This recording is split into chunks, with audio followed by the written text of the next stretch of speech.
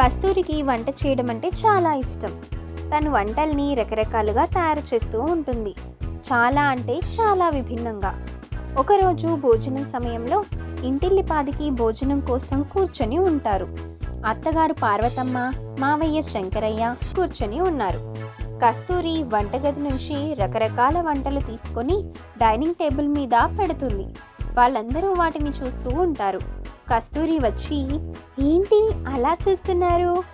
ఈరోజు చాలా స్పెషల్ వంటకాలు చేశాను. అవేంటో చూడాలని ఉందా? చూస్తారా?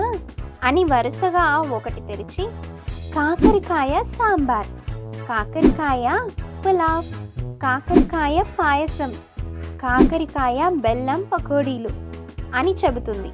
వాళ్ళు వాటిని వినగానే, వామ్మో, కాకరకాయతో ఇన్ని వంటకాలు ఉంటాయని మాకు ఇప్పుడే తెలిసింది. అవి తింటే మేము ఉంటామా పోతామా? అత్తయ్య, మీకు ఎలాంటి భయం లేదు. మావయ్య తిన్న తర్వాతే మీరు తినండి. మీరిద్దరూ కలిసి నన్ను బలి చేద్దామనుకుంటున్నారా? అయినా కస్తూరి, నీ భర్త చాలా తెలివైనవాడు. ఇలాంటి మధ్యాహ్నం భోజనం తప్పించుకునే గొప్ప అవకాశం దొరికింది. నాకు కూడా అలా అవకాశం వస్తే బాగుండు. ఆ మాటలకి కోడలు ఏడుస్తూ, అంటే మావయ్య, నేను చేస్తున్న వంటలు బాగోలేదని చెప్తున్నారా? మీకోసం ఎంతో కష్టపడి ప్రేమగా వంట చేస్తే ఇలా అనడం ఏమాత్రం బాలేదు అంటూ ఏడుస్తుంది. అమ్మ, ఏడవకు. నేనేదో సరదాగా అన్నాను. నువ్వు చేసిన వంటలు మొత్తం నేనే రుచి చూస్తాను అని వరుసగా ఒకదాని తర్వాత ఒకటి తినడం మొదలు పెడతాడు. అతని భార్య పక్క నుంచి, ఏవండి, ఎంతకైనా మంచిది, కొంచెం తక్కువ తినండి. ఫుడ్ పాయిజన్ అయితే మిమ్మల్ని హాస్పిటల్కి తీసుకువెళ్లే లోపే టపీ అంటారు. నా మంగళసూత్రం గోవింద. నువ్వు నోరుపోయి, లేనిపోని భయాలు మళ్ళీ కలిగించకు అని అక్కడ ఉన్న మొత్తాన్ని తినేస్తాడు. ఇక ఆ తర్వాత కోడలు అత్తగారితో, వడ్డించనా అత్తయ్య? అత్తగారు భయంతోనే వడ్డించమని అడుగుతుంది. ఇక అత్తగారికి కూడా తను పెట్టేస్తుంది. ఇంతలో మావయ్య వాంతులు చేసుకోవడం మొదలు పెడతాడు. దాన్ని చూసి అత్తగారు, అమ్మ, నీ వంటకొక దండం. ముందు మా ఆయన ఎలా ఉన్నాడో చూసుకోవాలి అంటూ పరుగు పరుగున ఆయన దగ్గరికి వెళ్ళి, హాస్పిటల్కి వెళ్దాం పదండి అంటూ హాస్పిటల్కి తీసుకొని వెళ్తుంది. అక్కడ డాక్టర్ అతన్ని పరీక్షించి, ఫుడ్ పాయిజన్ అయింది. మీరు ఏది పడితే అది తింటారా బయట? బయటేది పడితే అది తినము. మా కోడలు చేసే వంటలే ఇంట్లోనే తింటాము. అయితే మీ కోడలు బాగా వంట చేస్తుందన్నమాట. జాగ్రత్తగా ఉండండి. ప్రస్తుతానికైతే మీకు మెడిసిన్ ఇచ్చాను. భయపడాల్సిందేమీ లేదు. 2 రోజుల్లో డిశ్చార్జ్ చేస్తాను. అందుకు వాళ్ళు సరే అని అంటారు. సాయంత్రం సమయంలో కోడలు హాస్పిటల్కి భోజనం తీసుకొని వస్తుంది. దాన్ని చూసిన భార్యాభర్తలిద్దరూ చాలా కంగారు పడుతూ, ఏం తీసుకొచ్చావమ్మా అని అడుగుతారు. అది కాదు, పాపం మీరు ఒంటరిగా హాస్పిటల్లోనే ఉంటారు కదా, తినడానికి కూడా తిండి ఉండదు. అందుకే నేను మీకోసమే ప్రత్యేకంగా వంట తయారు చేసుకొని తీసుకొచ్చాను. వంట చేసుకొచ్చావు, బానే ఉంది.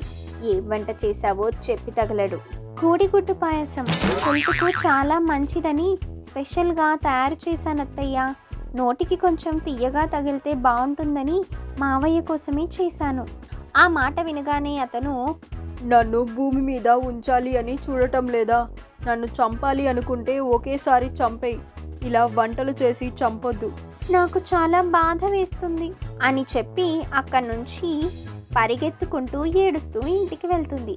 ఏవండి, పెళ్లి సంబంధానికి వెళ్ళినప్పుడు వాళ్ళమ్మ మా అమ్మాయికి వంటలు చేయడం బాగా ఇష్టమండి అని చెప్తే నేను చాలా సంతోషపడ్డాను. ఇప్పుడు ఈ అమ్మాయిని ఎందుకు చేసుకున్నాన్రా దేవుడా అని బాధపడుతున్నాను అని అనుకుంటారు. ఇదిలా ఉండగా అక్కడ కోడలు ఇంటి దగ్గరికి వెళ్ళి ఏడుస్తూ కూర్చొని ఉంటుంది. ఇంతలో భర్త వచ్చి, మా నాన్న హాస్పిటల్లో ఉన్నాడన్న విషయం నాకు తెలిసింది. దయచేసి నువ్వు వంటలు చేయొద్దు. కావాలంటే ఒక పని మనిషిని పెడతాను.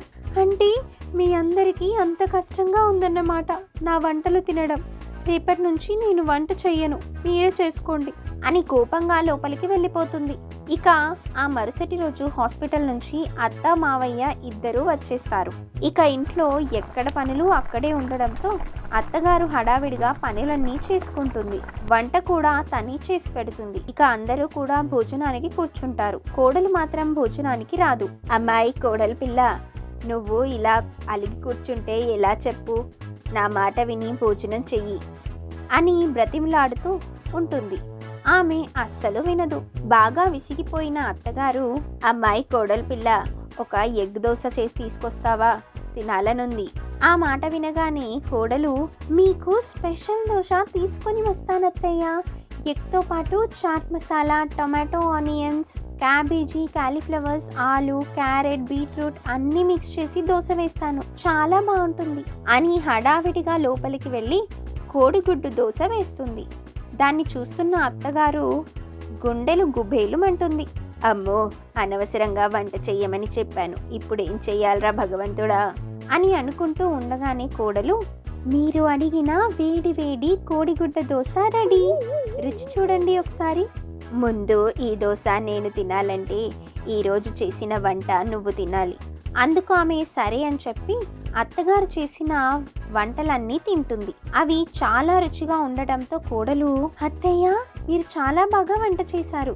నాకు మీ వంట తిన్న తర్వాత ఇప్పుడు అర్థమైంది ఏంటి అంటే నేను చేస్తున్న వంటలు అస్సలు బాగోలేదు అని. అయినప్పటికీ మీరు ఒక్కరోజు కూడా నన్ను ఎప్పుడు కష్టపడేలాగా ఒక్క మాట అనలేదు. మావయ్య గారు అప్పుడప్పుడు చిన్న చిన్న మాటలన్నా మళ్ళీ ఆయనే సర్దుకుపోయేవాడు. ఈ రోజు నుంచి నేను ఒక గట్టి నిర్ణయం తీసుకుంటాను. నేను మీ దగ్గర వంట నేర్చుకుంటాను, అంతేగాని పిచ్చి పిచ్చి ప్రయోగాలు మాత్రం చెయ్యను.